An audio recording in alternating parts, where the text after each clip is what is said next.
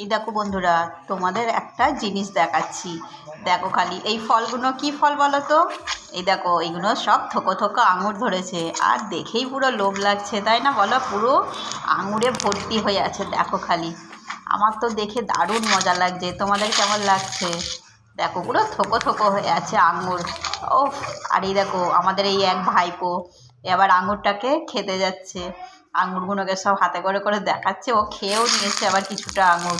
দেখে দেখো, ও একা একাই খেয়ে নিচ্ছে। আরে আমাদের জন্যও কিছু রাখো, নাহলে খেয়ে নিচ্ছ কেন সব একা একা? আর তোমরা কে কে এরকম আঙুরের মানে এত এত আঙুর তোমরা দেখেছো, অবশ্যই তোমরা কিন্তু জানিও।